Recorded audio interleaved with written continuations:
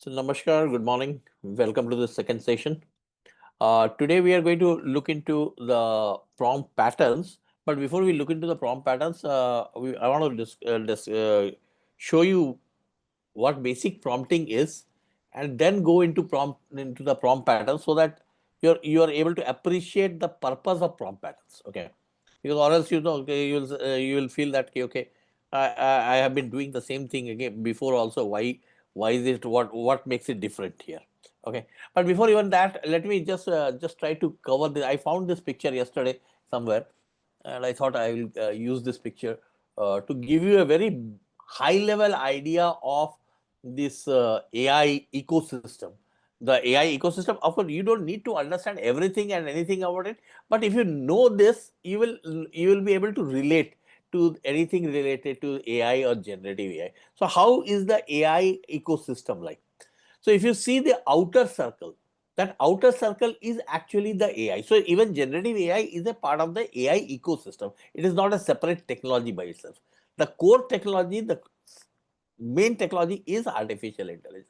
And in the artificial intelligence, if you look at the left hand side, these were actually those systems or those technology, applications, innovations, whatever you may say, which were happening even before 2000. Like we had this expert systems, then we had knowledge represent expert systems were like they were based on huge databases, and based on those databases, the rules were there were certain rules which were formulated out of those data out of the data, and based on those rules, people used to the system used to take decisions. Okay, so it was more for decision making based on rules, but those rules were fixed. They had those logic gates like if then else and every nested if then else and all those structures, but they were fixed once the rule is fine. One of the very common use of expert systems was in, of course, in the legal applications, legal discovery applications.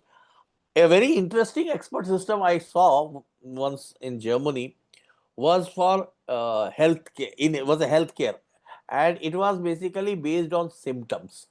So based on symptoms, it used to say that if the person has fever and the fever is between 99 and 102, and he is sneezing and he is coughing. So basically, based on the systems, it will come out and say the judge that this is the possible illness, and these are the possible medicines which can be recommended. So they were like expert system. Knowledge representation again was mostly in the knowledge management, and this is where knowledge representation was being used in the legal systems, where you had a lot of these cases, and each case was supporting another case or had references of other cases. So there was an entire ecosystem of these cases which was basically which were interconnected, and there was a knowledge graph based on which you can trace a particular knowledge asset or a knowledge item. So these were the things which were there. Search algorithms were, again, it was common. Search algorithms, AI ethics. These were the things which were happening even before uh, 20, 2000, yeah, maybe before the millennium 2000 we are having. Then, of course, natural language processing was also happening. I can't say that natural language processing is a recent. Natural language processing was happening even in 60s, when they were trying to see that whether a human the Turing's test basically was actually a initiative of the natural language. Computer vision we talked about yesterday. Computer vision was also there. So these were robotics, discourse analysis, intelligent agents. Now this is a new thing which is getting added to the AI layer. So this was the one layer of the artificial intelligence, which is the topmost layer, or the envelope. Basically, that's the envelope. That is the technology. Now, under artificial intelligence, you have the machine learning. Machine learning is again a domain of artificial intelligence.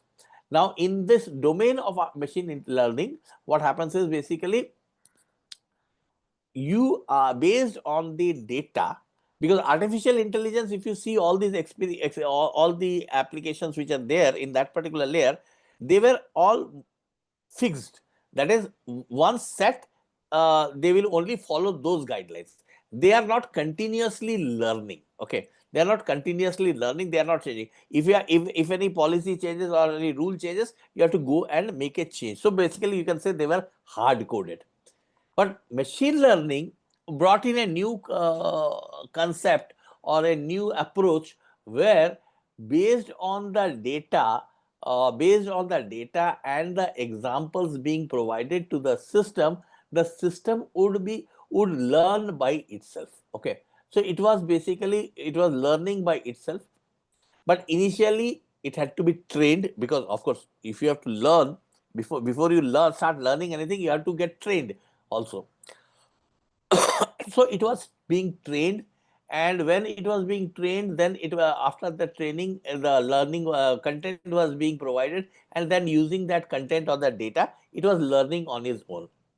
Now there were different types of learnings. Supervised learning, where the system was being provided with some content and are labeled, what we call as a labeled data, where it was very specifically mentioned that this is, if you are giving it a say a content of images of animals, then you will categorize them, that this is a cat, this is a dog, this is a, or you will categorize, like the first thing is that you will categorize them as animals. Okay, if there are multiple images, then you will categorize that one as animals, another as maybe automobiles, another as category of humans or something like that.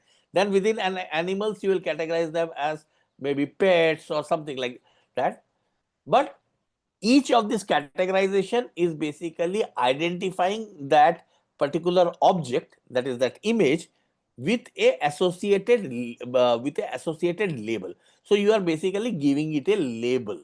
Okay, you are associating, and that label is again associated with a category or a subcategory. So within a animal category, the subcategory can be pets, it can be wild animals. Within pets, it can be like cats, dogs, and whatever it may be.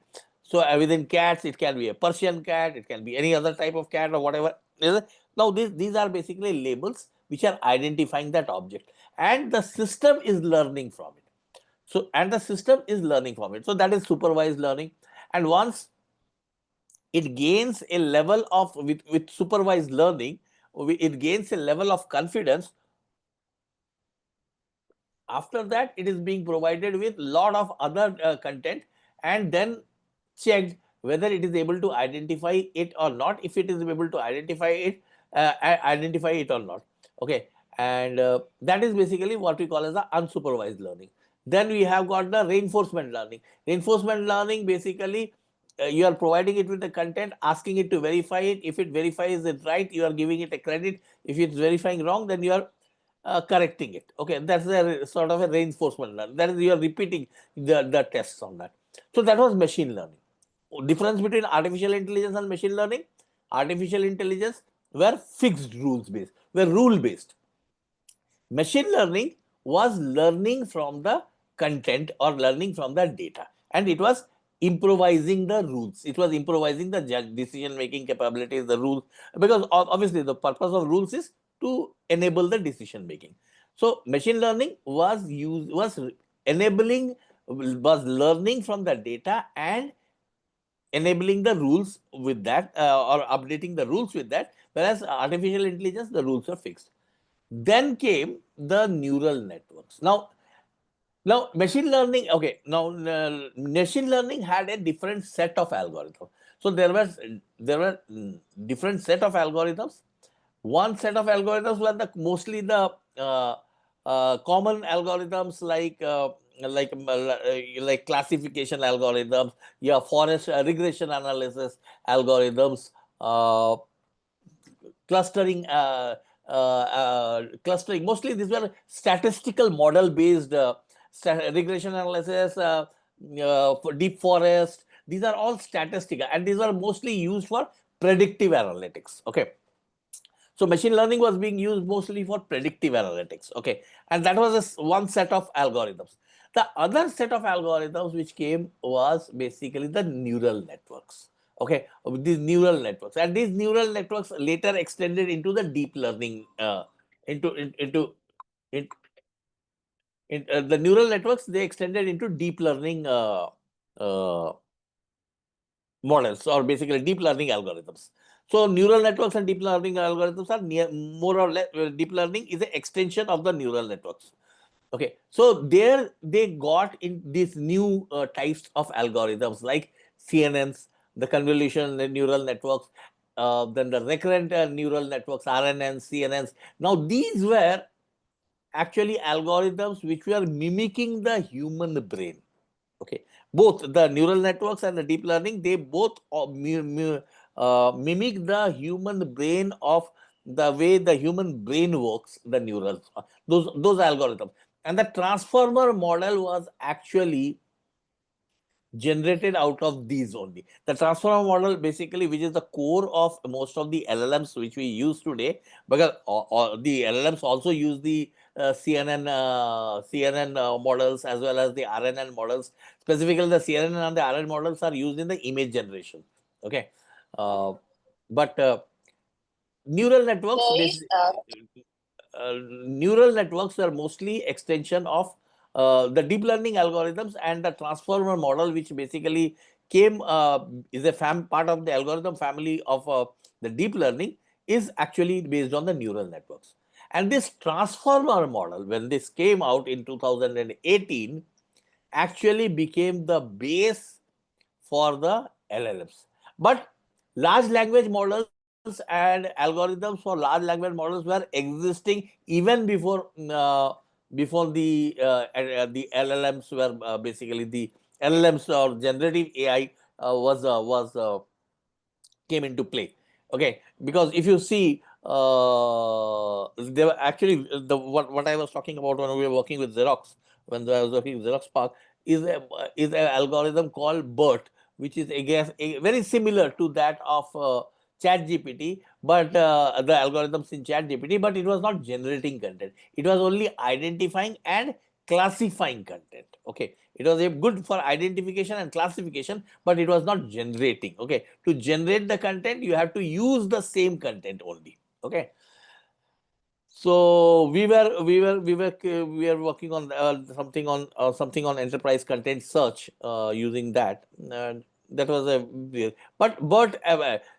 can see that. Okay, even these devices like Alexa and Siri and your auto completion, spam filters, these were all there, and they were actually using these CNN networks, CNNs and RNNs. RNN is actually used in spam filter, so they were using that. But generative AI actually, when it came, it combined a lot of these technology. It took the best out of all these existing technologies and algorithms and created a new transformer model. And then the transformer model, every provider or every company which started making LLM, whether like OpenAI and Google and this Anthropic Claude, and actually we actually hear about only these 4 or 5 LLM models, but there is a platform called Hugging Face. If you go to that Hugging Face platform, you will find that there are more than 10,000 LLMs available. Okay, we know only about OpenAI LLM, or Anthropic LLM, or Gemini LLM, or even some between some of the Amazon LLM and the Oracle. All, it doesn't take much to create actually an LLM. What it takes is basically, as I said, a algorithm and the data. So if you have the data and the algorithm, you can create your own LLM, but it is not that easy also. Okay, of course, if you see today, maybe in the world there will be at least there will be only maybe a few thousands of people who can actually work on the core LLM. Okay, in India we have got a few, and those few people are actually working on creating LLMs for themselves. Okay, and there are a lot of Indian LLMs which are coming out, and the next few like Ola's Krutrim, then we have got many other LLMs are available right now. but most of these LLMs are used using the foundation models created by others. And as I said, that there's a core which is a foundation model, and then over that foundation model you can build your company, or you can also create your own. There, like what we are talking today, are the commercial LLMs, but there are a lot of, as I said, there are 10,000s of language models, and many of them are open source LLMs, and even there are SLMs. And my prediction is that by 2027, 28, you will have operating systems with LLMs. So the new generation of OS will be actually LLM based. Okay.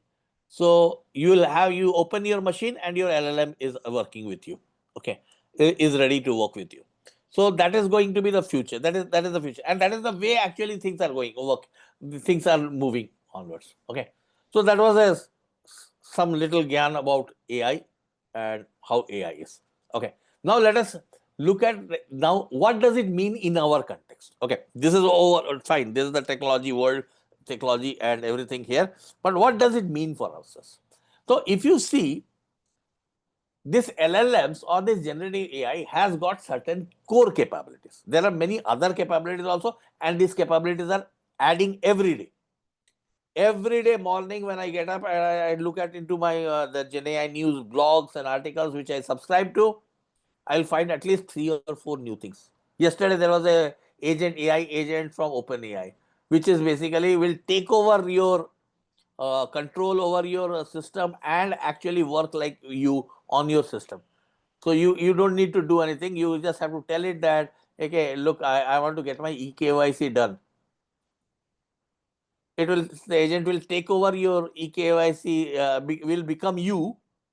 Go and find out where their documents are, in which folder, go and fill the form, submit that form with the document. If there any query comes in, again respond back to that query.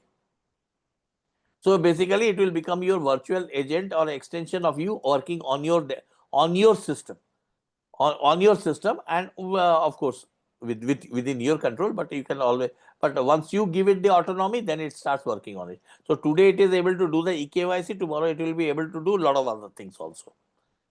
And of course, that depends on how you train the agent to be. Okay. So let us now see from the GenAI, the core capabilities of a GenAI, and then we will see that we will map them into the pursuit management, how we can use those for pursuit management. Okay. So if you see the core capabilities of GenAI, you can see that these are the 5 fundamental things which any LLM can do, or we should be able to do. Okay.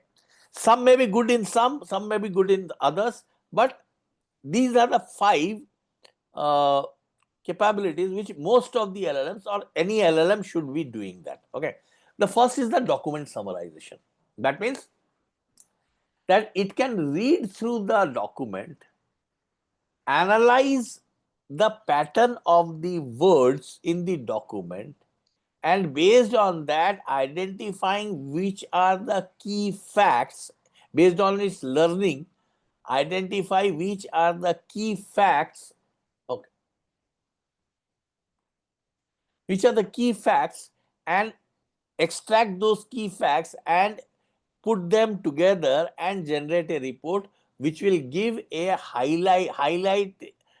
which will highlight the key requirements and any other information, the key facts of the document. So in the case of a RFP document, it can highlight the scope of the work, it can highlight the date, the proposal calendar, it can highlight the evaluation criteria. That is the document summarization feature. Okay, this is a feature which can be used extensively within our proposal system. Sorry, why is this?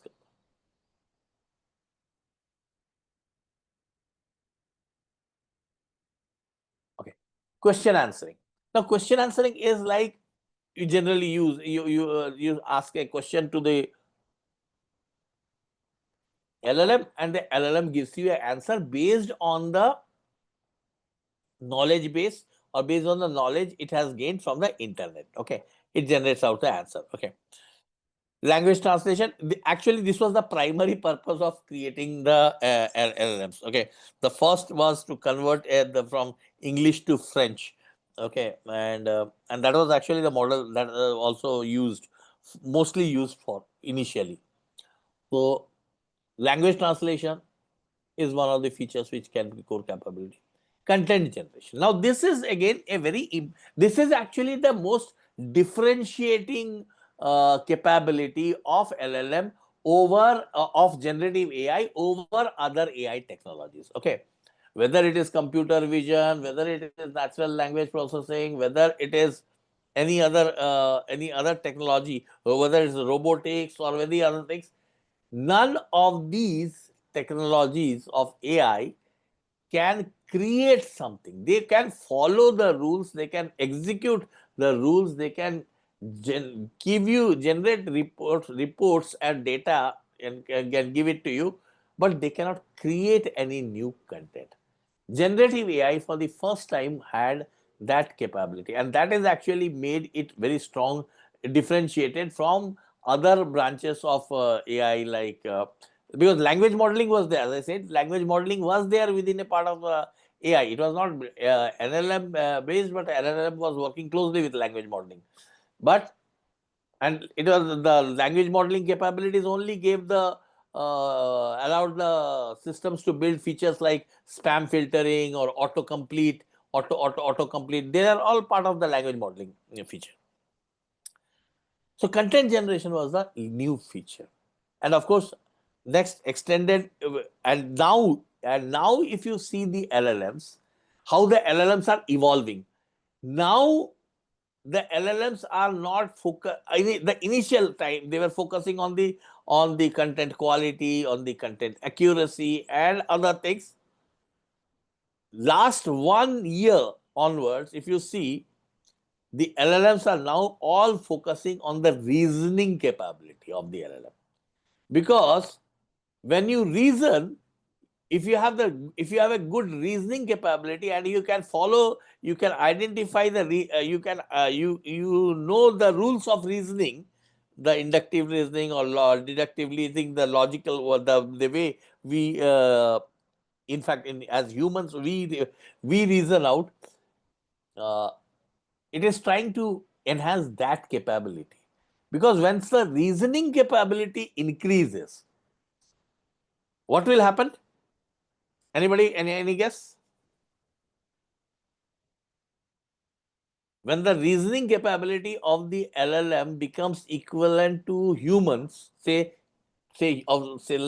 equivalent to human capabilities, what is going to happen? LLM can start The thinking like human.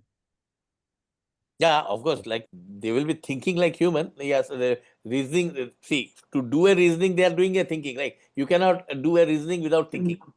the authenticity of response will be more compared to the previous one. Yeah, it will be in more of context to the Dada, human. I think they can make decisions like humans also then. Yes, that is the most important thing.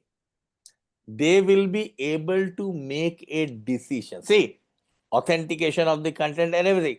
Authentication of content will be happening how? By comparing two content, that or finding out what is the right source for that content, or Correct. whatever it is. But ultimately using that content, that Oh. whether I should use that content or not, that Yeah, of decision course. making, Yes. Sure.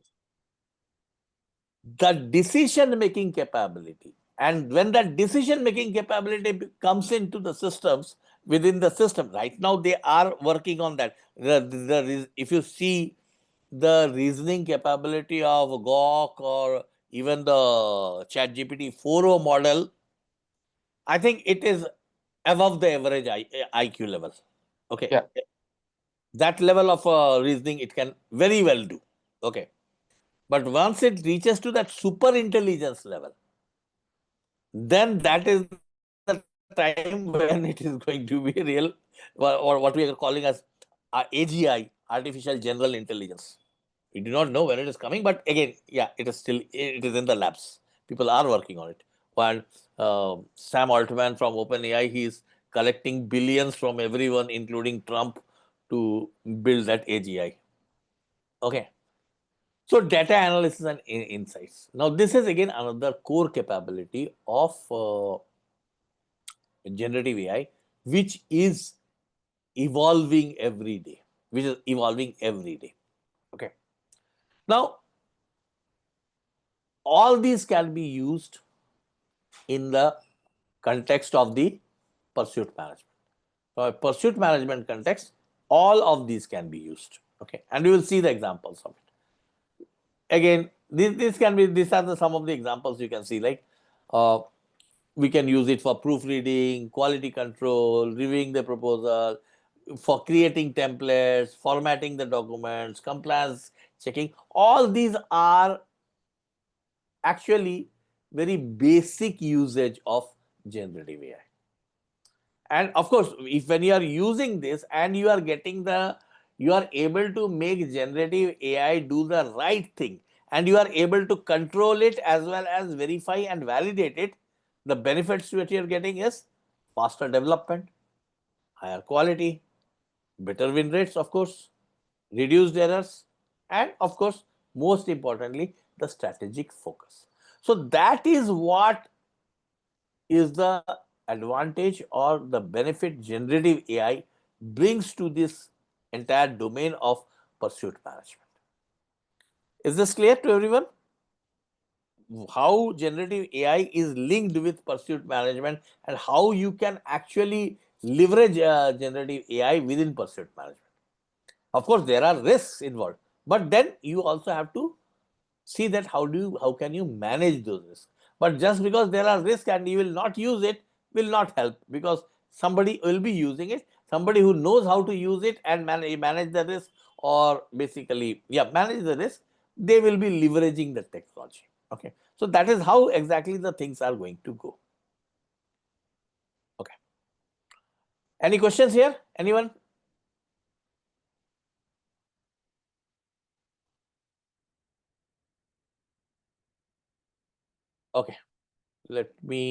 Okay, before even let me actually stop sharing.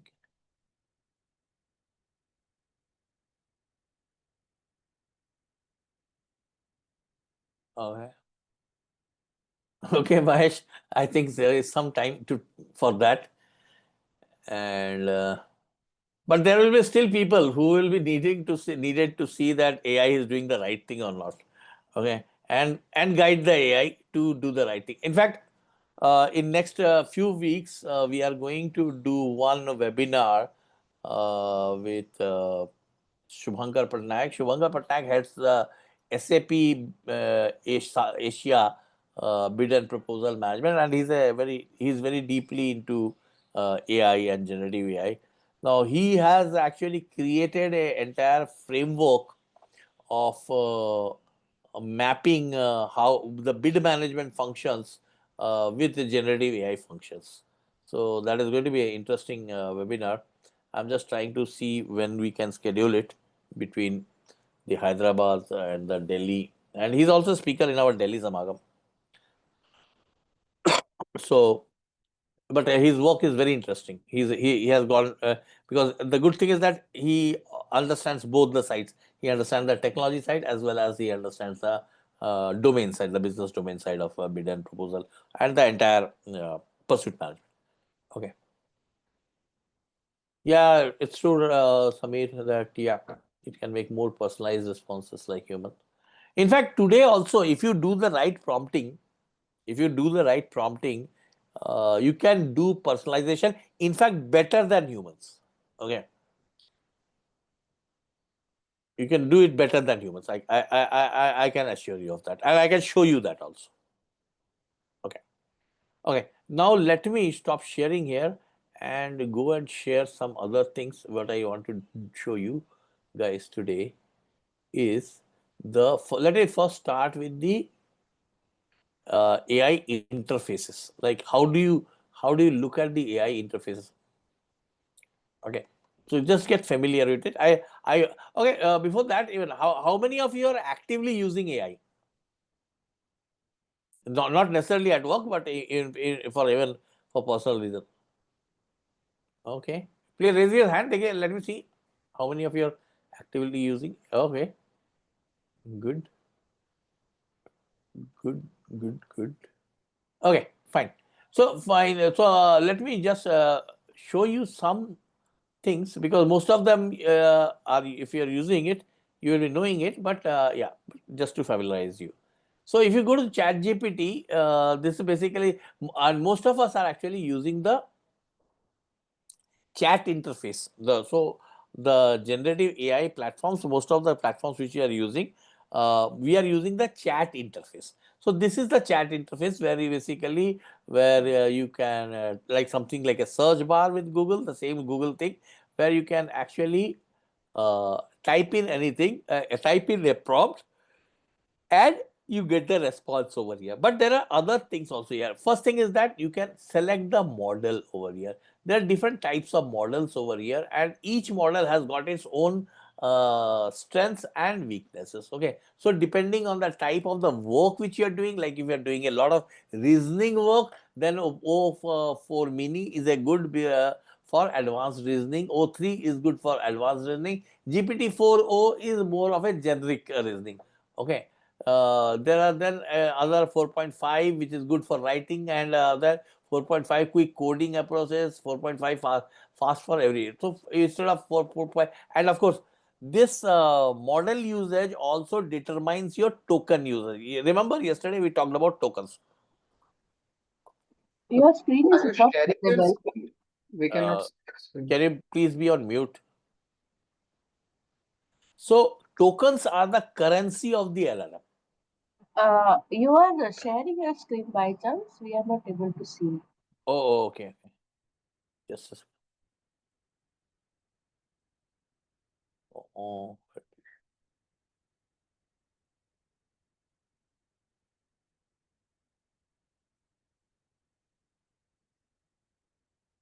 is it visible now?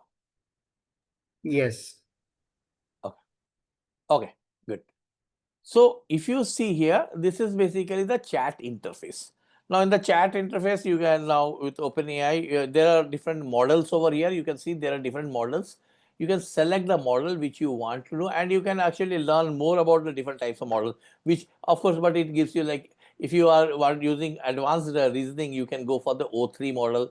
If it is a generic task, combination of the core capabilities as well as reasoning, you can go for the 4.0. 4.5 is speedier. Now there is another thing which is basically not being told over here, or actually it is not, it doesn't apply over here, that's why they are not telling you, is basically the usage of tokens. The usage of tokens also depends on the type of the model and also the cost of the tokens. Because how is OpenAI making money, or how is Gemini making money? They are actually making money by subscribing. Like, of course, they are giving you something for free, but once you go into the subscription model, they are earning from your subscription. But from the subscription which we are basically using, like I am using the pro version subscription, which is around $20 a month. Okay, is OpenAI making money? No, OpenAI is not making money on me, because the the use, or how much the way I am using OpenAI or any other platform, Claude or Perplexity, the cost of that compute, the GPU cost, is going to be much higher. Okay, but they are letting me do that to keep me hooked to the platform. Okay, so where is the OpenAI making money? OpenAI is making money on the applications which are being built on the OpenAI. And to build those applications, you have got the OpenAI or any other LLM provides you with a set of APIs and endpoints. So using those APIs and the endpoints, you can build a AI enabled or a Gen AI enabled application. Okay. And that application can be for any purpose. That application can be for your RFP response management or proposal response management. It can be a application for finance, stock market analytics. It can be an application for anything which can use the core capabilities of LLM. And those core capabilities can be used through the APIs of LLM. Okay, so if you go to OpenAI and if you go to the OpenAI site, but anyway, that is not going to be important for you. But if you go to OpenAI and you can you log in over here, so you will see this API platform. Now, this API platform is where you get those APIs. Okay. Anyway, this is not going to be helpful for you anyway because you are not going to write programs, so no point here. But you can create your applications using the APIs. Okay, so you have the API platforms over here. In fact, you can always go to this openai.com and go and read about, like, if this research is the evolution, like how is it how is it evolving, what is coming up. Okay, so you can read about it. So there is a chat interface. Now on the sidebar of the chat interface, and this is the model. You can also actually add photos or files, and based on that, it's basically, I will come to that when we come to RAG, and when we come to context engineering, I'll show. Then there are tools. Now these tools are basically also like connectors or adapters. These are connectors and adapters by which you can connect to other tools also. So basically we call this as function calling. Okay. So now you can actually create an image, you can do a web search, or you can have do a parallel, you can give a prompt and see how the prompt is working in parallel also in Canvas. Okay, so these are the tools which you are also having. Okay, but you can change the model over here. Okay, now we are also, you can see the same tools, but in some cases the model tools also change. Then you have got this is the voice interface. You can so instead of typing anything, you can even call, and you can hear, and you can use the voice mode also, like even ChatGPT responds you back in a conversation mode, in a voice mode. Okay, so both the things are possible. On the sides of it, you will see there are these if you open the sidebar, this is a history of these of how you have been using OpenAI, and these are each of them are known as like this one, the chats, what you say, each of them is actually a conversation. Okay, now in this conversation there are multiple prompts which I have used, but every time if I go back to any of this and I can, so then it will remember. What it does is basically it loads the previous content, and then it creates a sort of a contextual memory for it. So you can go back and use that same thing over here.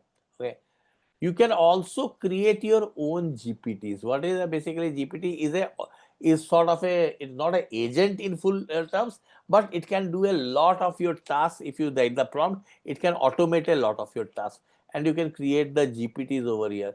So like I have created my GPTs for proposal copilot, blog writing, for content crafting, email assistant. So I've created all my own GPTs, and I don't now need to every time go and write a prompt. I only go and give some input parameters, and it is, so you can think of it like a function which takes some input parameters, processes it within itself based on the instructions which you have given, and then gives you out an output. Okay, so those are the GPTs.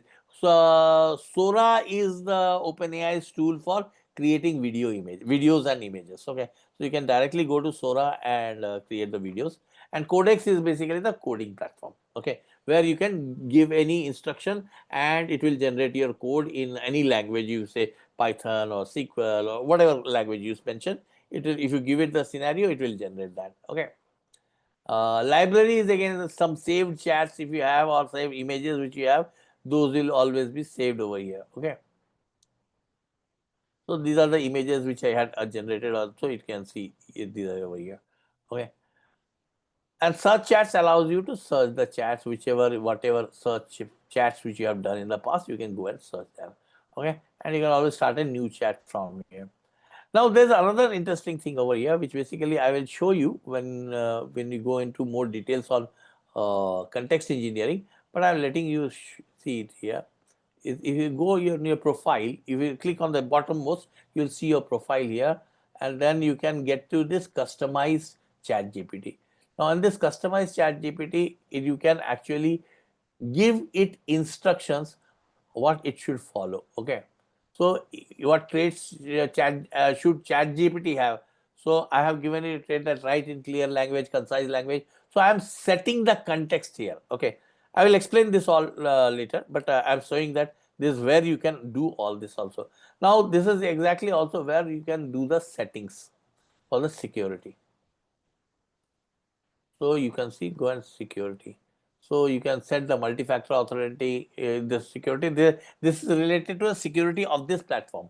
The data controls shows you how, if you say improve the model for everyone off, which means that your data will not be used for training the chat GPT model. Okay. Shared links, if you want to share links, if you want to delete all chats, you want to export all data, everything you can do. But this is improved model for everyone basically is allow your content to be used to train our models, which make ChatGPT better for you and everyone else. We take steps to protect your privacy. Now you are asking, somebody was asking yesterday that if there are any pricing, this is where you can see the privacy, data privacy clauses and other things. Okay. Now voice mode, this is again your stores your voice and other things. Okay. So this is how you can actually set the settings. Okay, but this is available only in the paid versions. In the free versions, everything and anything what you are using is actually will be used by OpenAI at its discretion. Okay, so that is what so basically that is the purpose. OpenAI always says that use a pro version, because in a pro version you have the control. In a free version you don't have the control. You may exercise the control in some other ways, but that is again also very limited. Okay, any questions, anyone? Yes, Abhijit, I have one question. This is Ankur. Yeah, So, good. does the content that gets created in the free version versus the pro version vary, or both is same? Given that we are giving both the same prompt. It will vary, because I will tell you, the free version uses the LLM models which are of a little lower lower quality. That means they are not quality, lower in parameters. Okay, number of parameters, and lower in context size. Okay, so because of that, the quality, yes, gets impacted. And apart from that, does it have any context with the number of databases it is reaching out to fetch the content? No, no, Is it no, no, impacted that no, way also? no, not that. Not that. Only thing is that it for two things, it reduces the context window, and it uses a lower reasoning model, because the more higher reasoning model you use, the higher the token cost. Okay. So they control the token cost. That's why I said the token is the currency of the LLM. Whatever. And so for proposals and writing on bids or creating content for any proposal, so I think it will be suggestible to use primarily the pro version. Yes, yes, better. But even before using the chat GPT, I will suggest that your chat GPT pro version costs you around $20, which is around 1700 rupees, 1750 rupees. But for if you use the super Gawk, it is only 700 rupees, I think. Yeah, so 700 something. Google Gemini costs you something around 1900. Perplexity costs you something around, yeah, same like Perplexity, OpenAI and Claude are the same $20 a month. But super Gawk is mind blowing, 700 rupees, and it is the quality is as good as that of Claude. OpenAI's quality somehow has gone. OpenAI is good for day-to-day work, but now Okay. when you actually really want to do some good, but yeah, OpenAI is good for reasoning. Okay, the 4O model, that is the good for reasoning. So what I do is that I create my reasoning and everything over here, and then when I have to refine it, I take it to Claude and I get it refined. I refine it there itself. There. Okay. So I keep Okay. switching between this. Which then, if I give the same prompt on different platforms like Grok, ChatGPT, or Perplexity, will the output vary or will it be same? It will not be same as word to word. No, it will not be same. But yes, the context will be the same, but the content may be different. Okay. Okay. I mean, so language might vary, but the uh, whatever they wants to communicate will be same. Meaning will be same. The context, that is what the context will remain the same. That I will tell you that even if you write the same prompt twice, you will get a different end, because that is the beauty of generative AI, na? It is predicting the next word based on, it is not based on rules, it is based on the statistical formula, mathematical formula, and that is why it is able to create new content. If it is giving you the same content again and again and again and again, that content doesn't become new, na? Correct. Oh, sure, sir. Thank you so much. Okay. Anyone So, else? Any questions? Yeah. yeah, so in most of the companies, we generally have Copilot because of Microsoft dominance in enterprise. So, can we have some demo or these, for example, in case of Chat GPT, you were showing that write a concise answer. You have created that kind of, basically, you have give that kind of training or guidance. So, similar activities can be done in Copilot, or maybe can we have some demo on Copilot Yeah. as well? Dipshika, let me make it very clear over here Yeah. that Copilot is a tool. We are not training you on a tool. You can go and use any tool you want in the world. Okay. What we are training you is on the technology, on the concept, on the technology. Okay. Mhm. Yeah. If you don't know how to add two numbers, giving you the best of the calculators and the computers won't help you. Mm-hmm. So don't get fascinated by the tools. Copilot uses OpenAI. Microsoft does not have its own LLM. Okay. Copilot uses, and Copilot is restrictive.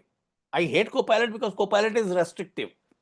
Yeah, their search is not that great, but even in enterprise, we are forced to use that because So of that is regulations. the Microsoft selling power. Okay.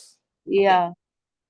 That is the Microsoft selling power. Okay, that's it. But Microsoft has not even been able to come out with their LLM.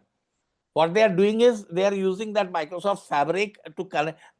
See, the advantage of Microsoft is that the entire content of the enterprises, first they got them hooked with SharePoint. So every content is now in the SharePoint. They got them hooked with the tags of within SharePoint. Now from SharePoint they cannot move out.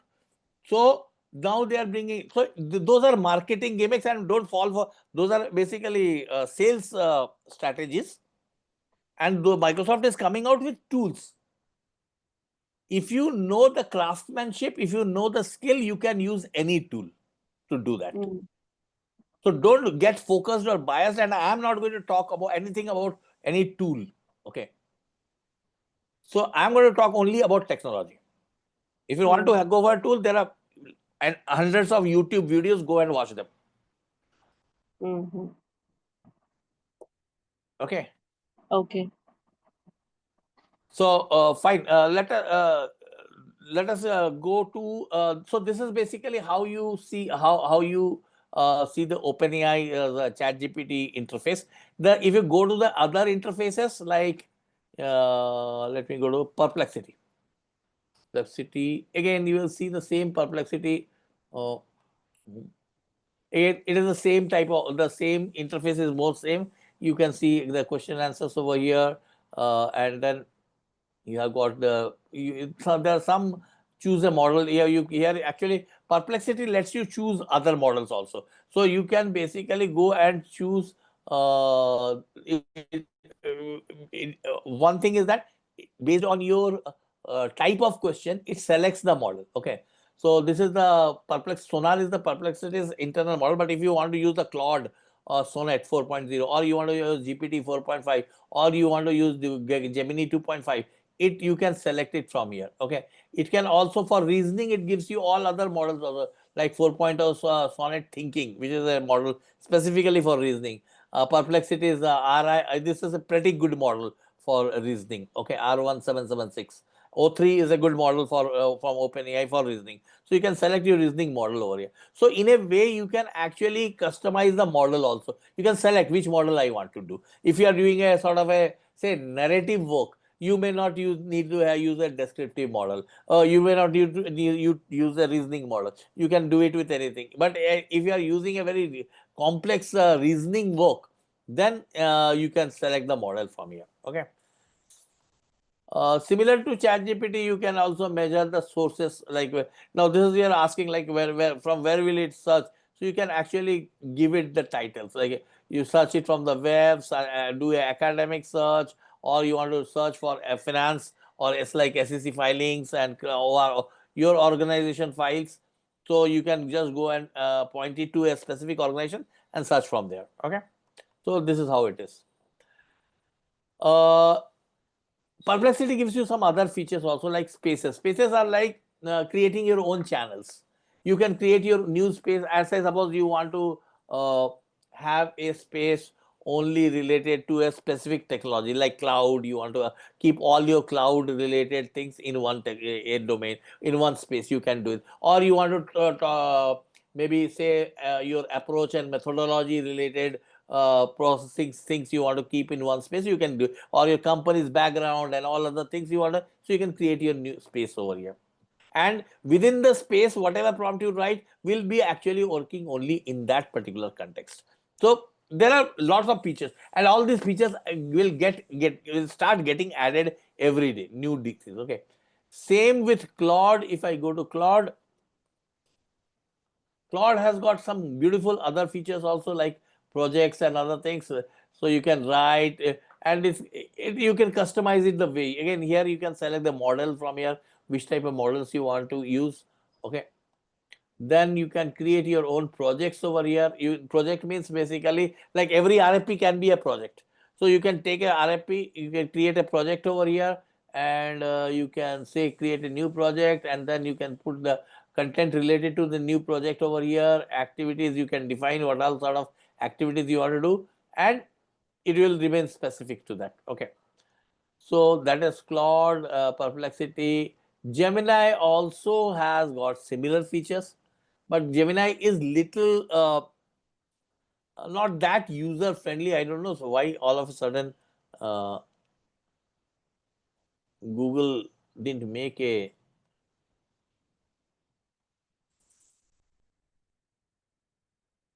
but Gemini, some of the things in Gemini are very strong. Okay, very like Gemini's deep research is very strong.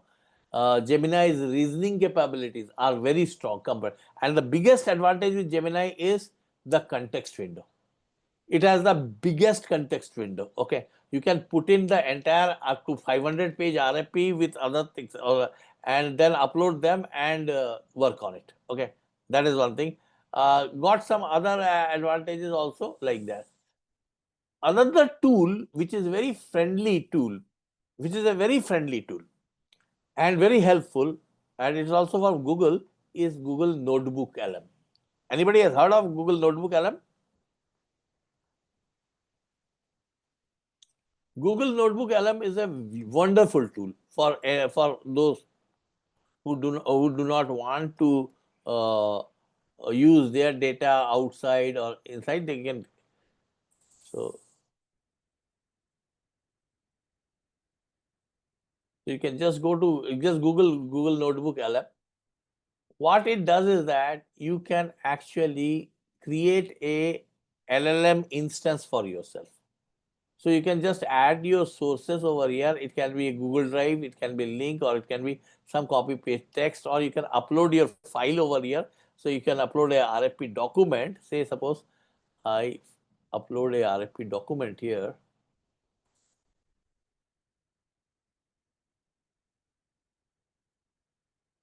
So I have this RFP document here. By the way, it doesn't let you upload a Word document. It lets you only upload PDF document and other images and other things. Okay.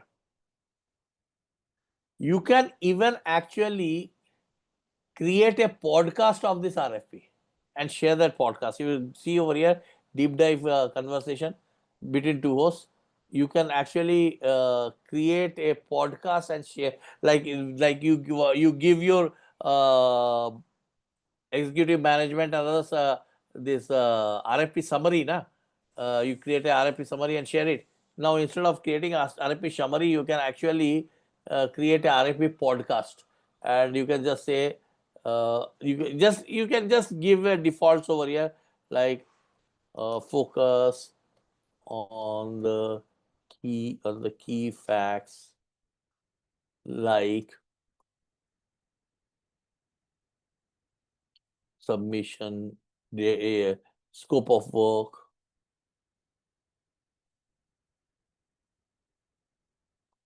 client background, whatever background,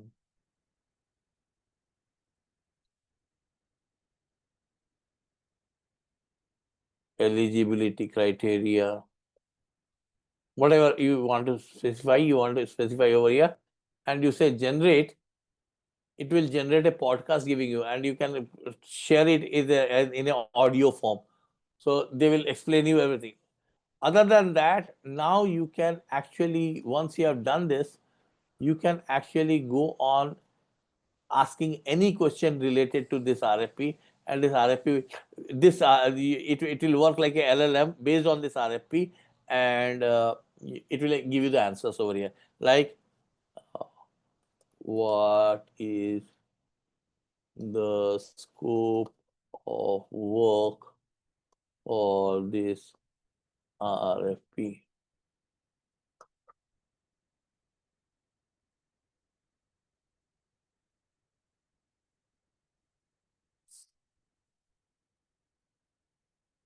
So it not only gives you the scope of the work, it also tells you from where it is picking it up. Okay, so it is showing you this is a, so it is showing that outline over here. Okay, now you can see from here, this is coming from this. Okay, so it has used the entire document and created the scope of work for your system over here. Now it can be even like this is the entire content which has created. It can be even a single question, like question answer. What is the submission date?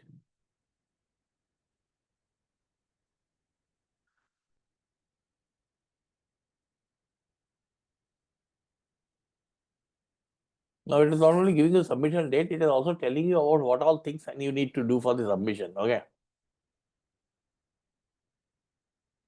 So this is the capability of this notebook. And now the LLM behind this is again Gemini. It is working on the Gemini 2.5, Flash 2.5 model on the Gemini LLM. So this is also again another tool which you can use very easily. You don't need to basically, as long as you know what you want, you will be able to use it and you will be able to get the results out of it. Is this clear? Everyone can see this and understand how exactly you can use these tools. You don't need to understand exactly what is happening behind it, but when you are just to let you know that when you are uploading this document, what LLM Gemini is doing is basically it creating an instance of that Gemini with the data. So now when you search for the data, it is not going to the LLM, rather it is going to that vector database where this RFP PDF has been broken down and stored as vectors.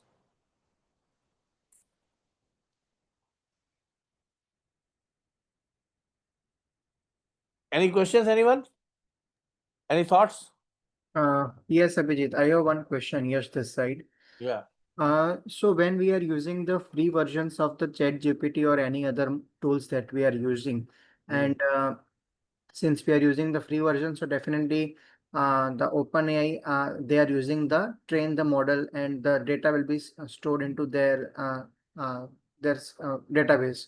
So if I getting the response from that tool, and if I use that response into my client response, will client come to know that these datas have been stored into the, or we have get this? So I just wanted to know that is there any breach of or the something code of conduct has been breached from the client, or Ask your organization security, data security policy, because it will depend from organization to organization. Okay, see, if you're if you are responding to the RFP, which very clearly says that no part of this RFP should be reproduced or copied or shared with anyone external, definitely you cannot use it. but But if if, it is not mentioned, then we can use, right? and that information is in the public domain, Okay, that in that case you can use it. understood. So with the same reference, so if we upload this any RFP, right, because RFP is always confidential, right, then that data or that document will be somehow available to their database, right? And it will be into the public database then, right? Or public database of ChatGPT. The content, that yes, you can say that the content will not be there. The language model will learn. The language model will get trained on the pattern in which this RFP has been created. And next time when somebody asks for a similar type of question, it may use that same pattern. It may use the same pattern, but the chances are very comparatively very less. It is like, see, I told you that how does the LLM store the content? LLM stores the content in forms of vectors. It doesn't store it in the form of a database may record your name is Dipshika or your name is Yash. It converts Yash into a token. It converts Dipshika into a token. Okay. And that token appears in is stored in the database based along with its appearance, or basically how many times this word Dipshika is occurring. Now the system does not understand, LLM doesn't understand that Dipshika is a person or Yash is a person or like that. Okay, it just only understands the word Dipshika, or it only understand the word Yash. Then it will check that, okay, how many times Yash is coming on the with the word Lal Chandani. If it is coming more times in Lal Chandani than Yash Tandon, then yes, Lal Chandani will be projected. Okay, it will predict yes, Lal Chandani, because this is a statistical model. It's a non-deterministic model. It is not a deterministic model. It's a non-deterministic model. So the chances of it depends on the context. Okay. So when you are storing a content into the LLM, it is not being stored as it is like the way it is being stored in SharePoint. Okay, because in the SharePoint your document becomes an object, and you're storing that document object, and that's why you have that DOM, or the document object model within SharePoint, and it's being stored in an XML format in the document object model. Whereas in case of a LLM, it is being stored as a vector. Okay, storing it like a vector means like the index of at the end of a book. Like at the end of a book, you will have the number of words like which are used, and they are used in different contexts and different purposes, and everywhere they are used, their relative positioning. This is again what you call as the relative positioning. The relative positioning within the book is provided in the index, right? So if I give you the index of a book, will you be able to tell me the content of the book? How much of the content of the book can you provide me?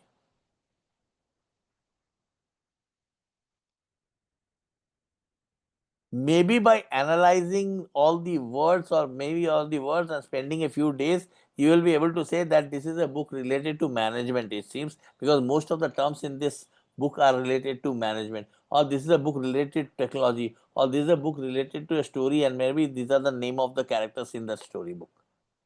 What you have done is actually you have done a language analysis. You have done a language model analysis. And it's the same thing which the LLM does. Okay. So the chances of LLM showing your product.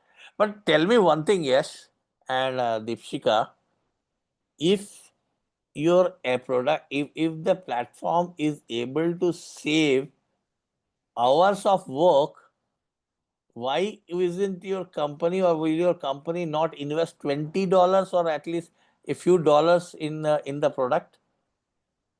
No, actually, our company, I mean, we are enforced to use the Copilot. I mean, I think as Deepshika mentioned, it has been enforced for us because the enterprise version is there. So our company has purchased the Copilot version for us. But when I compare, if I give the same prompt to Copilot Yeah, and I same have prompt to compared. the ChatGPT, the quality of the response of ChatGPT, even I'm using the free version of ChatGPT, it way better than the Copilot what gives. Yeah, I know. That the reason is that Copilot has constrained you with the number of tokens. You cannot use beyond 2000 tokens. Copilot बैठ जाता है, बोलता है, no, sorry, it is not possible for me. And my situation is even worse than that. So if the Copilot Enterprise licenses, it is getting delivered to associates, basically on some level, right? It is now giving to director, then AD. So that list is there, so it will come to all levels gradually. Not all the people have the paid licenses as of now because of large size of the organization. So anyway, we can't help there. But So And it depends. Yes. It depends. The responses of Copilot, right? What you use in organization depends upon the kind of data you have stored in your system, yeah, in your SharePoint, everything, right?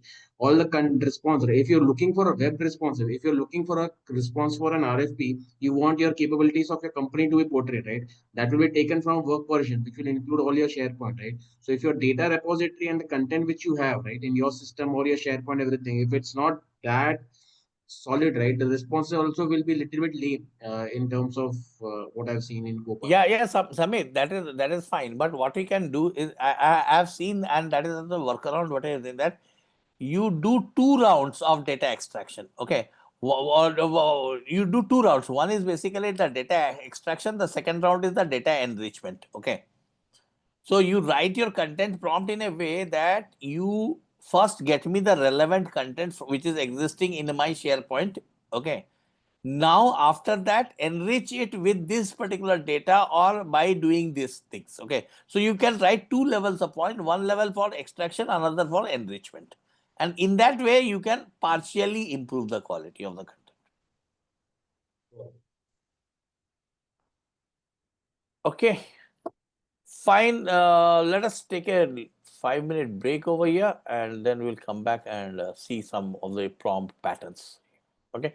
But overall, till now, in this concept of LLM, generative AI, and these platforms, is it clear to everyone? Yes, Abhijit. Yes. Yes. Okay, good.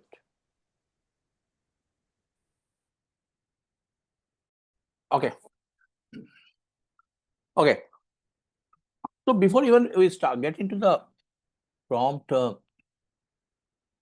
patterns, let me show you some of the common type of prompts which we write. Okay. And the prompt types which you write mostly are related to the, if you saw the capabilities like document summarization. Okay. So what we can do is basically we can provide it with a document and then we can ask it to summarize it. Okay. Now, like many of you are concerned about saying that, okay, can you use the RFP document or not And then now there are ways of doing it also. First thing is that you can take the document and there are platforms available or software available locally which you can use locally also for anonymizing the data, which means that it takes all the data, basically any personal identification data, PID, PIM, economic data, or any data within the document, and replaces that with some placeholders or whatever labels or something like that. So there are anonymization software tools and platforms which are available there. And yes, Lalchandani, if I remember correctly, Mastech itself had a data anonymization platform which it used for the insurance data cleaning and insurance data anonymization of its insurance business. So you can check with Mastech. And I think Chandra will be able to tell you better if you know Chandra. Chandrasekhar Kulkarni. Yeah. CD. Yeah, CD. Yeah. Tell him I have told you about anonymizer, and he will tell you that okay. Sure. Thank you so much for this. So you can use that to clean up the RFP and use it, or else Sasta Sundar Tikau, go to Microsoft Word and find and replace. Whatever key information or customer information you think is critical, go and find that out. Do find and replace across the document. If it is a PDF document, convert it into Word and do it, or whatever you want to do. Yeah. But of course, those are the things which you need to do. Okay, before you get the document into the LLM. If you are into the LLM and you are using a pro version, then you can at least keep your data controls that don't use my document outside the context of this. Okay. So that way you can restrict yourself. But if you're using a free version, then of course not.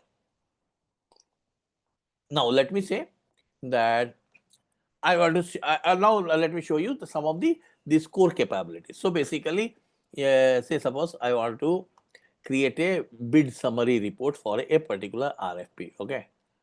So I will give a prompt to the LLM, summarize the RFP document. So this is basically the very simple prompt I am giving the document, and I will provide the data file to it. I will find the file. I have given it a very generic command, summarize the RFP document. I have not told for whom, for what purpose, for what I am doing. I have just simply given it this. Now, when I give it this, it goes to the document and then it gives a structured executive level summary, scope of work, procurement evaluation process, key dates, and does a decent job. Okay, take it, this is a decent job. But what if I want to summarize this document, the key information from the RFP for the CFO. Now, when I want to get the CFO's approval that okay, I want to get this. Will the CFO be interested in knowing the submission date or the other thing, the financial, the key deliverables, procurement and evaluation process? He will be interested in if there is any financial risks involved. Is there any guarantees which need to be provided? Any contract related, any SLAs which have been provided which may lead to a penalty? So I'm saying that okay, I now want to summarize the key information from the RFP for the CFO. Okay, I'm just saying. Now, what I am changing over here? The first prompt which I wrote was summarize the RFP document. Now I'm saying summarize the RFP document. Let me change it. Summarize the RFP. I'm not changing anything. Say assume because somebody asked that will the prompt change? Summarize the RFP document. Only thing is that I am saying now summarize the RFP document for the CFO review for penalty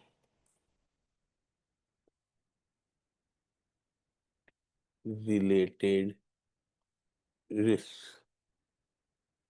Okay. Now let me see what it is done.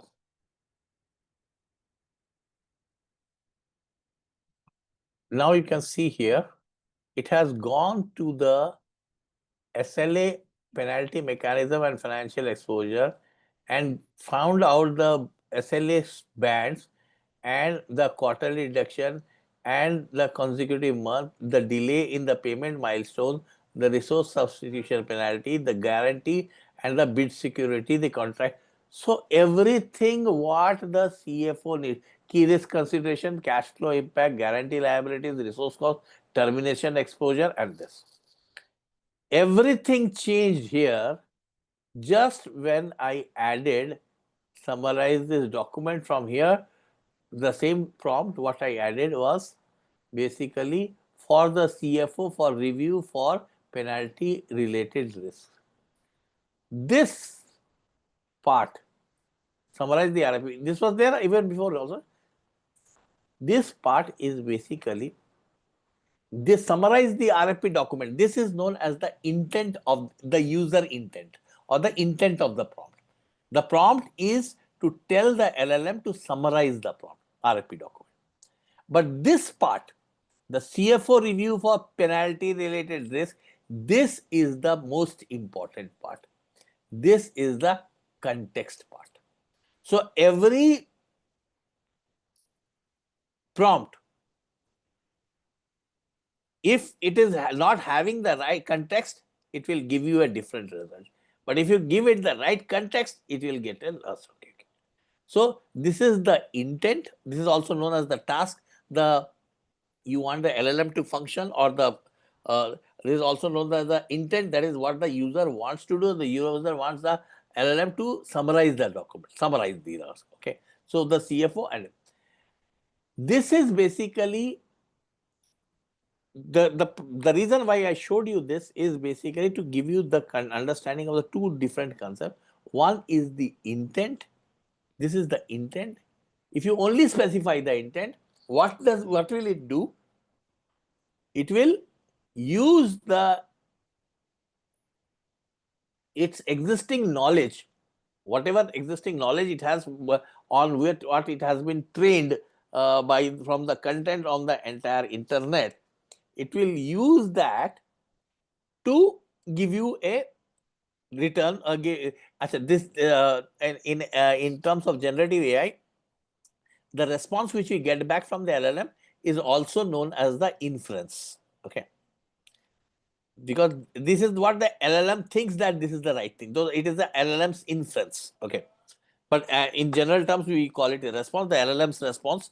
But in technical terms, we call it the LLM's. So if I say LLM's inference, or this is the inference you get, that means that the response the LLM gives you. Okay. Now, the purpose of this showing this to you was that it is not the intent which can only get your job done. The intent can get your job done, but not to the level or not to the specific way you want it. If you want it in a specific way, then you have to give it the context. And the more specificity you add with the content, the better your prompt is, the better your inference is. Okay. So we saw one is the intent, second is the constraint. Okay. Second is the context. Now let me add the third thing to it. Okay. I will take the third thing here. And I'm showing the same prompt. Nothing, I'm not changing anything here. I'll just extend the next prompt.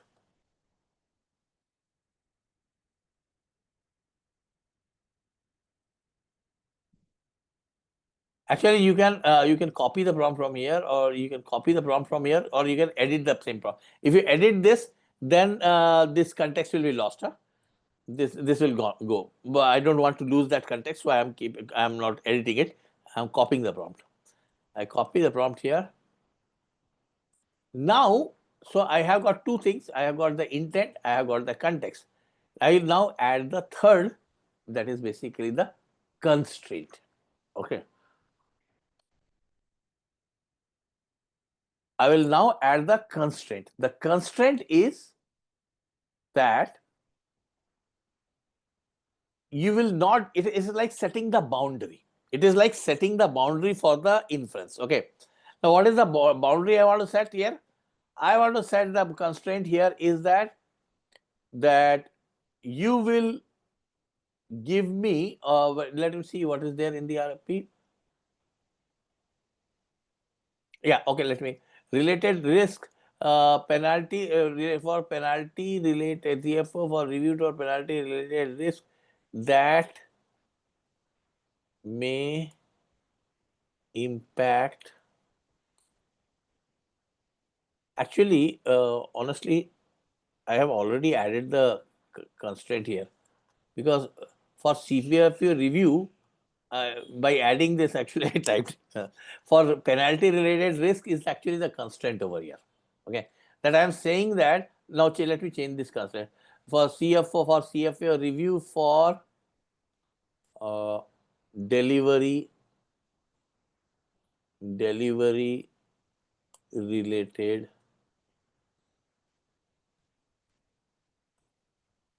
or say for execution and delivery related risks.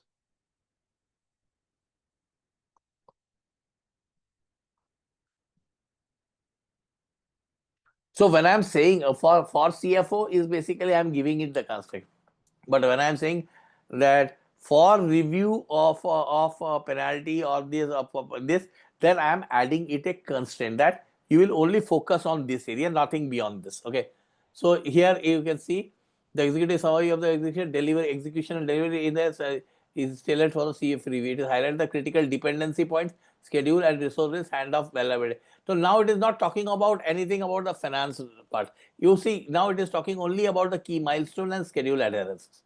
Okay, so penalty for triggers the slippage, the PMI resource availability and constraint. And now it is talking only about the constraints which I have put. So I have added the constraints, and that it is now following the constraints. So you can see three things here now. You can now see the user in the intent, you can see the context, and you can see the constraint. Now let me add the fourth part to it. Okay, I will just take the same content here. The fourth is basically the output. Okay. Now I want to this present the response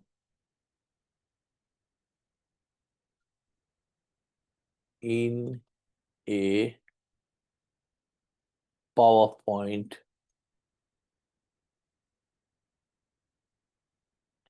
slide content format. I can even tell it to give me a PowerPoint slide. So now it gives me it in the form of slide content, executive delivery. Now I want to give it, now I want to change the output, and I can want to say, no, don't give me in PowerPoint slide content. I have to create the presentation. But you can also, by the way, if you guys do not have login, you can always take this from here and you can go to another application. You can see, suppose you have to create a presentation out of it. You can just go to another application called gamma.app, and you can simply go over here and say create new and paste the text over here and just say what you want to do. You want to summarize it, you want to keep the same content, or you want to generate notes from it and do it. I want to keep the same content. So continue prompt rate. And you can go here. You can expand the content. You can generate new content from this, like the content which is here. You can, or you can preserve the content. I am choosing to preserve the content. I don't want it because it is already done here. And I want to see, I want to create my images over here. I want to, this is a presentation format, and I want it in how many number of slides it is asking me. So 8 cards. Okay, fine. I don't need 8 cards actually, but okay, it's okay. So I say continue, and I can select a particular format. I can customize.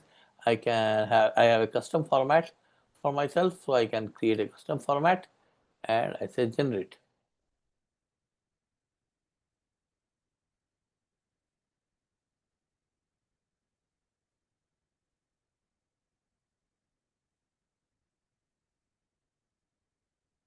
Now you can see your entire PPT is generated,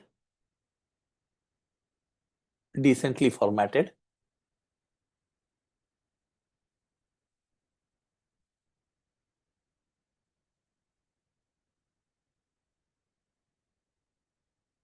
And you can always download it from here as a PPT format in a whatever format you want it to be. Okay, now you can see here the images are getting generated, I think. Yeah, the images are here now.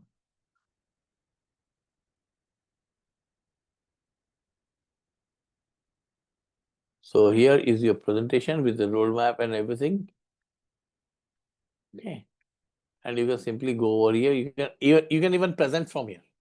You don't need to create another PowerPoint slide, or you can go and share here, export to a PowerPoint, and just do this thing.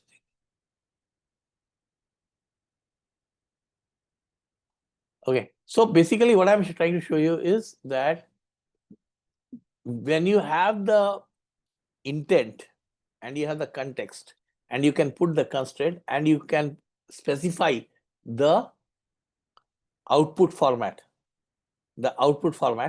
you can get a pretty decent content out of the error. But where do we miss? We miss in either of these. In all these variables, we do not provide it the right intent. We do not provide it the right context. We do not guardrail it by using the right constraints, and we most of the times leave it on the LLM to decide the format of the output. Okay, so it gives it in the format which is the most easiest for you, and the most easiest for is the most one where it can save the maximum number of tokens. Okay.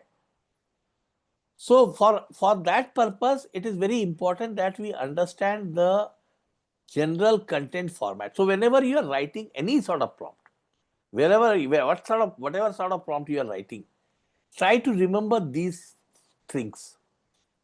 The constraint can be the number of the word limits. The constraint can be the language, the level of the language, the readability level of the language. Like you can just a second.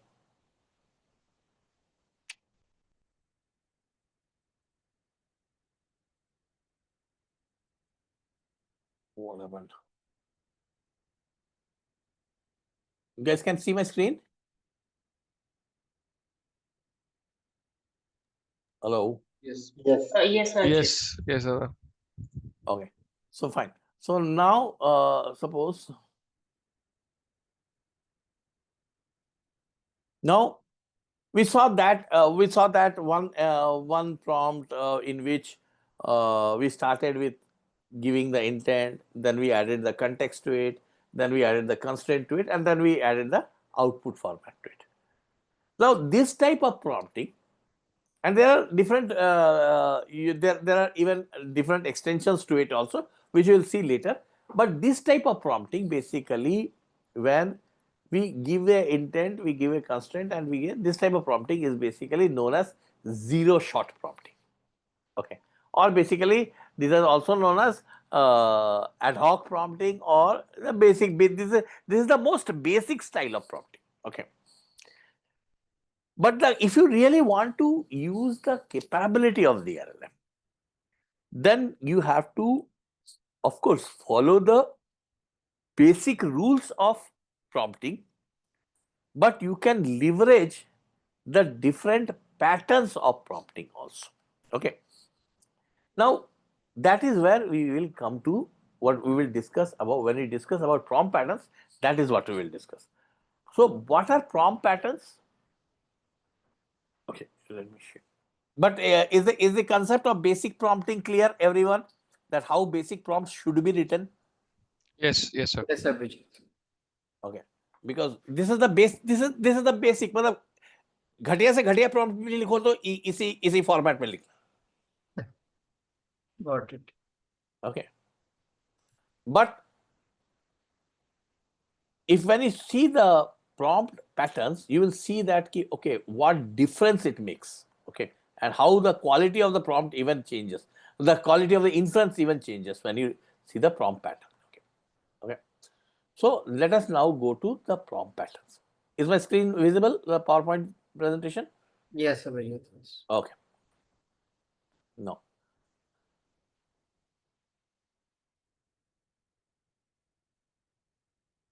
So what is prompt pattern? So let us basically understand some common understanding. Now the word actually patterns in prompt pattern actually comes from software patterns. Okay. But again, patterns is not actually a software word. Anybody has any guess where does the word patterns come from? It is there in a lot of technologies, but where did the first word, where was the word first prompt pattern used in? Because pattern is generally more or less of that of a artistic or creative thing, right? The pattern of the shirt or the pattern of the prints, pattern of the colors. So it is more of the creative side, right? Engineering में pattern क्या कर रहा है?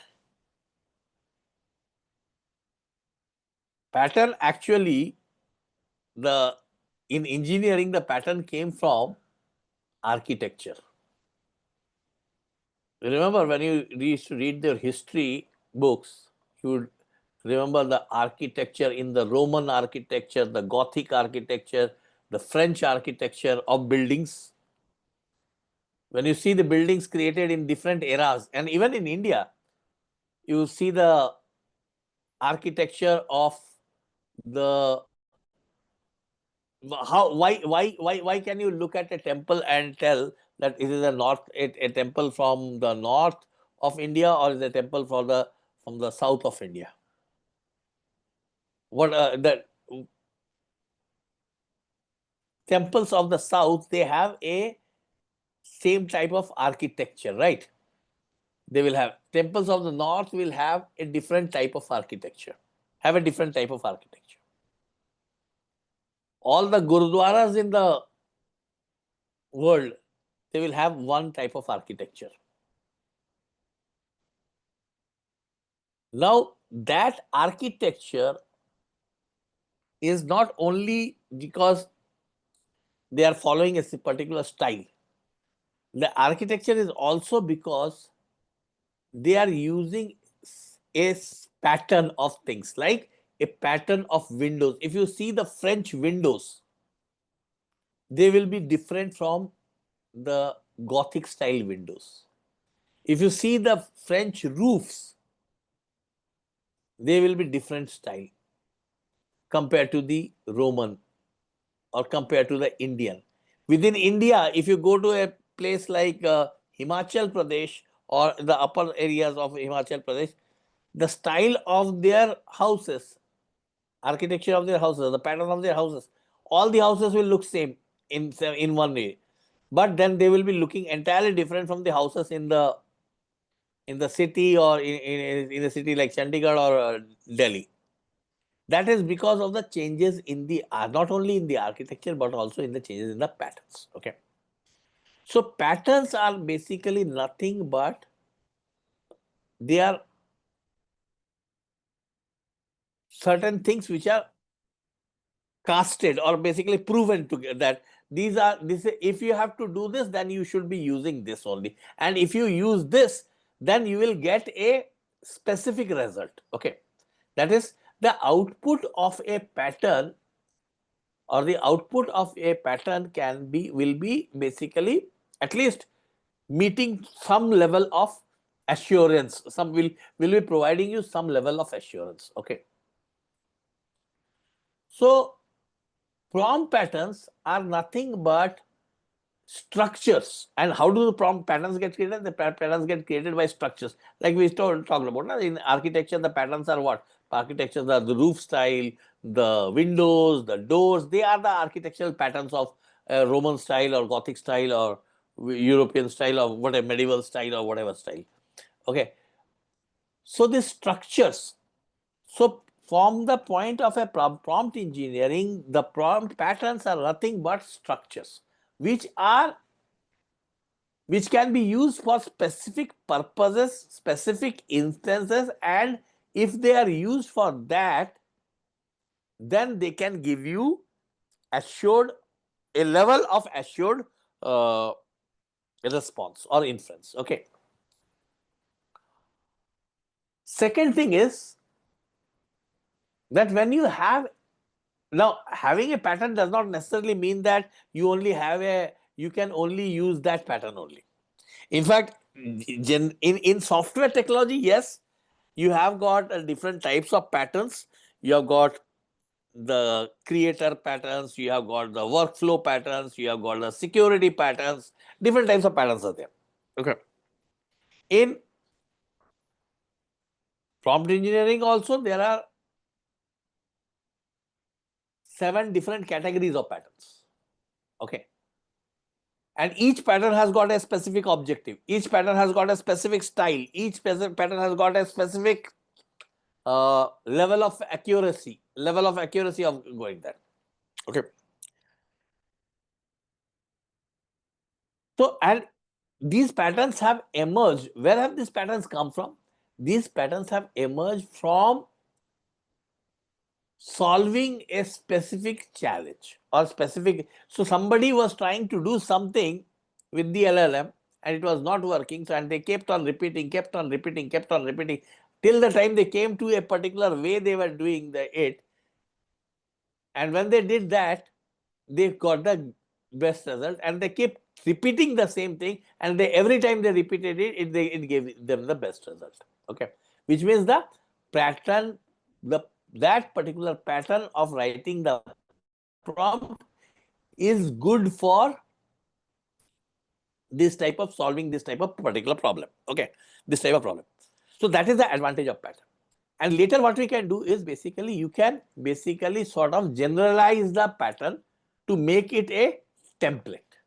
That if this thing keeps working, but now I can replace these variables, I can reduce the variability and I can replace the variables with a placeholder. And for if instead of writing a executive summary, if I have to write say suppose a covering letter, or I have to write a management section, I will be able to change the content, the section name and the provided content, and it will do the same thing for it. Okay. So the prompt patterns could be converted into prompt templates. And the prompt patterns can also be generated, can be used as like what I was showing you, the GPTs. Okay. So you can be implemented, you can implement them as GPTs also, which will automate, or basically which will basically work as an autonomous agent, software agent for you, and execute the task. Okay. And a combination of all these can be put together for achieving a specific business outcome or delivering a specific business value. That becomes the prompt framework. Okay. So a framework can have multiple prompt patterns. A prompt pattern, but a prompt pattern will have one specific prompt. Basically, it will belong to can be used to build a specific prompt template. Okay, but the same prompt can be used for multiple prompt templates also. Okay, so that is basically the difference between patterns, frameworks, and templates. So when you are using a single prompt, you use a prompt pattern. When you want to use a prompt multiple number of times and you want to build an asset library of your prompts, then you create a prompt template. And then you use these prompt templates, multiple prompt templates together, you chain them together to create a prompt framework. And a prompt framework actually works on the business outcomes. Okay. Is the concept between prompt template, prompt pattern, and prompt frameworks clear? What is exactly a prompt pattern? What is a prompt template and what is a prompt framework? Because we will be mostly dealing with the prompt patterns, and maybe later we will be dealing with some, when we get into agentic AI, that time we will be dealing with prompt frameworks also. Okay. Okay. So now, so what is needed for prompt engineering? First thing, model understanding. That is why I was telling you, look at the model. I was showing you the different types of models. Okay. And each model has got its own capabilities, own strengths, own weakness. So you have to know what do you want to do.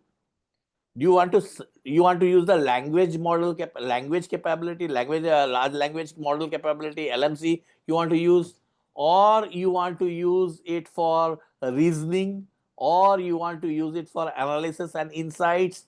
So depending on your intent, you will select the right model. Now, once you select the right model, after that you have to provide in the right context. So we said that, okay, I want to prepare a summarize the bid document, but I have to do it for the CFO. I provided in the context. Then I provided it in the constraint, that is basically the precision and the clarity. I said that I want to do it for the risks related to financial liabilities or financial charges. So I made it very clear that I don't only want to you to summarize the RFP, I want to summarize the RFP specifically for the CFO and for him to basically analyze the risks involved in the RFP. So I made it the precision and the clarity, I provided the clarity and balanced specificity. I didn't confuse that in this one single prompt. I didn't write summarize the RFP. The summary report will be read by the CFO for financial decision, the CTO for technical decision, the CEO for operational decisions. It would have done that also. But if it is a 500-page RFP and it has to do that, it will run out of context. And then when it runs out of context, it will now that is one good thing and bad thing about LLMs also, that if the LLM does not have the right answer, it will make up some answer for you, which may seem to be very likely, but actually is not the right answer. And that behavior of LLM is called the hallucination. Okay. So you have to maintain a very balanced specificity. You have to guide the AI into the right way and then let the AI do its job. Okay. So these are the basic principles of prompt engineering, and these are principles of prompt engineering which I showed you, like the intent, the context, the intent, the context, the constraints, and the outputs.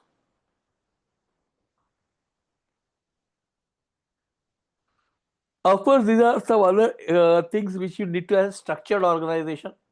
Although it does not really matter much, or basically you cannot be able to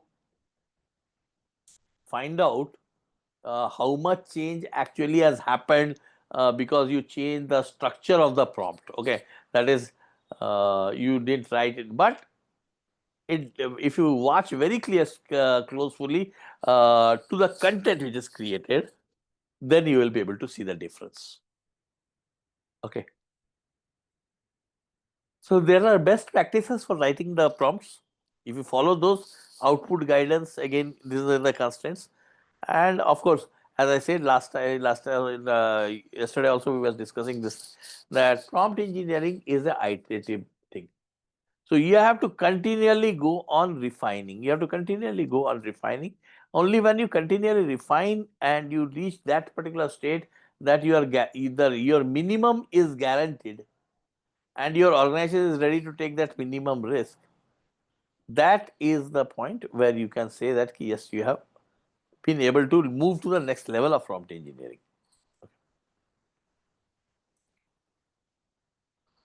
So this is what we saw today. That is basically the basic level. simple direct questions and responses. What we will be seeing next from tomorrow is the advanced level structured patterns, and what we will be seeing as a part of the Gen AI is going to be the expert level, where it's systematic program with complex workflows.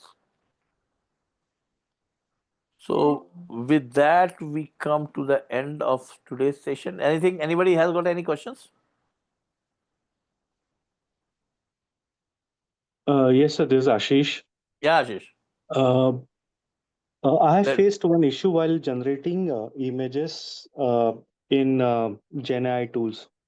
So the spelling generally are not There's correct. a- Like till no, now, no, also that's you when you generated on Gamma, you generated a PPT mm, through the ChatGPT text, and there was a text for risk.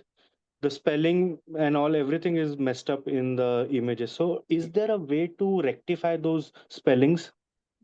see, the only way to rectify them is to take them into see, there are tools like if you use Adobe Fly, Mm-hmm. okay, Adobe Fly has got a better capability of you're managing the text in image text in the image, okay. Mm-hmm.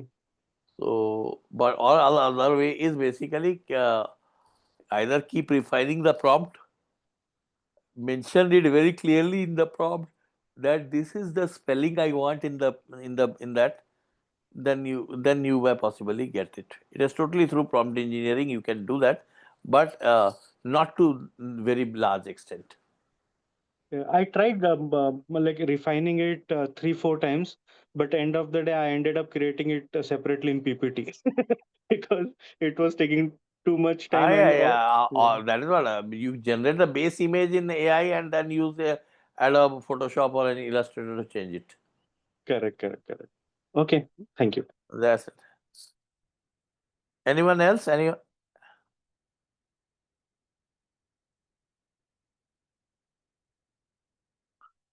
All good, everyone? That you'll be able to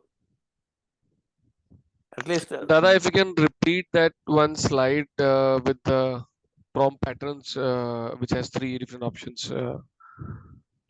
which one? Just the second last slide, I guess, because I was not very clear about the This concept. one? Your screen is not shared, sir. Okay. Just Prompt patterns, framework, Yeah, that slide. that slide, yeah. If you can just explain it once more, Dada. sure. This one, No. this one? Yeah. Okay. Now take it. So, okay, don't go by the definition what is written over here. Okay. Think of it. I will give you an example. Think of it like you have a formula. You have a problem and you have a formula to solve that problem. Okay. Basically, like create calculating the net future value. Okay. Or net present value, NPV. Okay. So there is an Excel formula at the rate or equal to something you write, and you pass the parameter to it, you will get the return out of it, right? That is a prompt pattern because it is something which you have already created and you have stored it as a executable code. Are you getting my point? Yeah, okay. Yes. So it is it's a formula. Okay, it's a formula. In that formula, you will pass the value and you will get the result. And there is a guarantee that you will get the right result. Okay, although in LLM there is no guarantee because it's a predictive model, it's not a deterministic model. But if it was a deterministic model, then you will get the same result n number of times you follow. Okay, that is a pattern. Template is now in that pattern you replace the variables with some placeholders where you can put in the value as and when we require whatever value you require. Okay, then that becomes a prompt template because now the pattern is reusable. Okay, Now you may ask like then why is the pattern not reusable in a when it is a pure pattern? Why is it not reusable? Why is only when it when you take it in the template format only it is reusable? A prompt pattern is also not hard coded. Okay, that means it is not that prompt pattern, but it does not have the variable placeholders. It does not have the variable placeholders. In a prompt template, we take the same prompt pattern and position it with placeholders, so that those placeholders can be replaced at runtime by and mostly this prompt templates and prompt frameworks are used only when you are using the API version. So basically, when you are using an app, when you are building a AI app using the LLM, whatever LLM platform we are using. Okay. Now, what is a framework? Framework is a collection of prompt templates and prompt patterns together to solve a business problem. Okay. And that framework can be used by the business for example, if I have to give you an example of prompt pattern, prompt template and framework, like let me give you the example in case of a bid management itself. Okay. Now, when you are doing when you are writing a prompt for a for creating a bid plan, what will you do? You will say that, okay, I have to create a bid plan, but to create a bid plan, first thing what I need to know is I need to know what is the RFP, what are the key information related to the RFP start date, end date, all those other key information.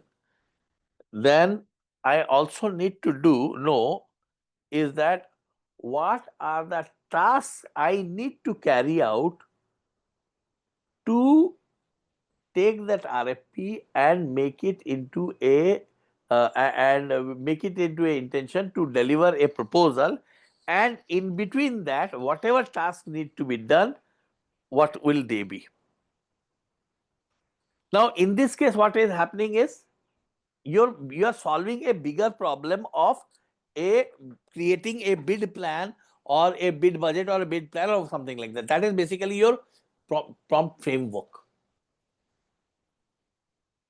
The prompt pattern in this case is basically you are giving it a pattern, that you are giving it a task, you are giving it an objective, you are giving it a constraint, and you are giving it the data. And this is the prompt pattern we will see later. You are giving it a task that it has to create this. It has to create the bid plan. You are giving it the objective that the bid plan should be maybe created in a agile format or maybe in a waterfall format. Then you are giving it the constraint that the constraint is that the bid plan should end at least 2 days before the submission date. Okay, so that you have got enough time in hand to deliver. So that is a constraint you are facing. And then you can give the data that, okay, this is the RFP for which you have to create the bid plan. That's the data which you are providing from outside. Now this pattern will work, but then if you have to use this pattern again for the next time for another RFP, what will you do? You will maybe possibly write the same prompt again if you have not known, and in your organization, so nobody knows that such a prompt exists. They will again start writing this type of prompt. Or else what they can do is that they can take your prompt and replace the title, the variables in the variable placeholders in the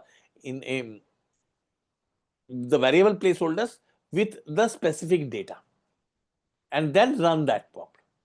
So then it becomes a prompt template, because the template is always reusable. Okay, they are like the filling the blank structures. And when you put all these frameworks and patterns together to serve a specific business object, like creating a bid plan or creating something for managing the entire bid, that becomes your prompt framework. Is it clear? So for the template, Hmm. if I have to put it in very simple and simple words, that when we are giving a prompt to ChatGPT, we say that we start with imagine you are a dash, having experience in dash years, working for dash organization, and so these are like templates in a very simple form. Yeah, imagine you are dash. So that dash is a template. Okay. That dash is but when you are writing, but see, this is again, now where is the prompt? Now what is the prompt pattern here? The question will be what? That entire prompt is also the prompt pattern, because why? You are saying that imagine you are actually setting the context. This is actually a prompt pattern which is known as the persona pattern. Okay. This is also a pattern in a prompt pattern. So tomorrow when we see the patterns, you will see this prompt pattern. This is a persona pattern. Okay. Okay. Anybody else? Any question? Abhijit, just one question. Ah. We have seen the prompt templates, prompt patterns, and prompt frameworks, right? I mean, if somebody is able to give prompts, I mean, how does it matter? Does anybody need to keep such things in mind, or this is just the knowledge aspect? Yes, people should know what is frameworks, what is patterns, and all that. See, Ankur, what is the difference between an auto mechanic and an automobile engineer? Auto mechanic and automation engineer would be knowing all the aspects, how is it functioning, but auto mechanic would be aware about how it needs to be resolved, but not the internal framework or the operations, how it is operating. I think you got your answer, right? Good. I mean, so again, my question is, when we are writing a prompt, do we need to keep in mind whether we are following a framework or with all these three things that are coming into picture? Do we always need to keep in mind, or with practice it will automatically get inculcated? Yes, right? Yes. It becomes your knowledge. It becomes your skill. Okay. But if you keep, see, why is never automobile? Why is never only a very few auto mechanics can build a car or build a bike or build a thing. They can repair anything. They cannot build. Okay. Correct. If you have to build something, you have to know you have to follow the practice, engineering practice. Okay. And you rightly said yourself that when you think like that, it becomes your practice. Your muscle memory becomes like that. Okay. Correct. And then you will write always the better prompt. You will not be writing the ad hoc prompt. Everybody writes a prompt, yeah, but does that make everybody a prompt engineer? Nope. That's the difference. Understood, sir. Okay, good. Thank you so much. Okay, fine. You'll find today's assignment in the classroom. It is loaded already. So please complete that. And I'll see you tomorrow. Okay. And recordings will upload. Thank you, sir. Okay. Have a nice day. Thank you. Bye. Thank you, everyone. Thank you, sir. Thank you. Bye. Thank you.